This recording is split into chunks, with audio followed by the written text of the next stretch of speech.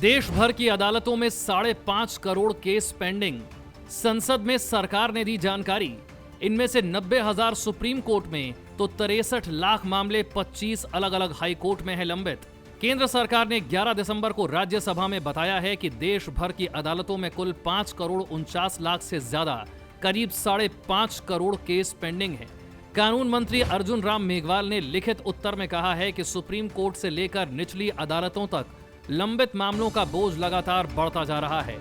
सरकार की तरफ से जारी ताजा आंकड़ों के मुताबिक सुप्रीम कोर्ट में 90,897 मामले, देश भर के 25 अलग अलग हाई कोर्ट में 63,63,406 मामले और देश की निचली अदालतों में 4,84,57,343 मामले लंबित हैं।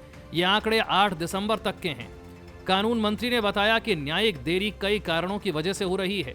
मामलों की जटिलता, सबूतों की प्रकृति, वकीलों, जांच एजेंसियों, गवाहों और वादियों का सहयोग और अदालतों में पर्याप्त ढांचे और स्टाफ की उपलब्धता जैसे कारक लंबित मामलों को बढ़ा रहे हैं। नए chief justice of India justice Suryakant ने 22 नवंबर को शपथ लेने से 2 दिन पहले कहा था कि देश में 5 करोड़ से ज्यादा पेंडिंग केस न्यायपालिका के लिए सबसे बड़ी चुनौती हैं।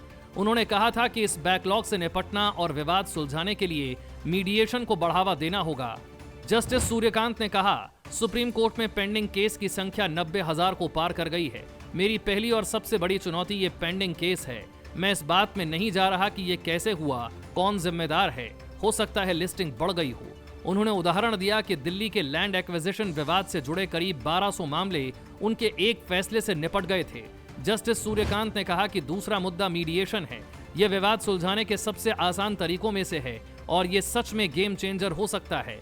जस्टिस सूर्यकांत ने 24 नवंबर को नए सीजेआई के रूप में शपथ ली थी। उन्होंने कहा कि वो हाईकोर्ट और देश भर की ट्रायल कोर्ट से भी पेंडेंसी की डिटेल रिपोर्ट मंगवाएंगे। हाईकोर्ट से उन पेंडिंग केस के बारे में पूछा जाएगा जिन पर टॉप कोर्ट की बड़ी कॉन्स्टिट्यूशन बेंच फैसला सुनाएगी।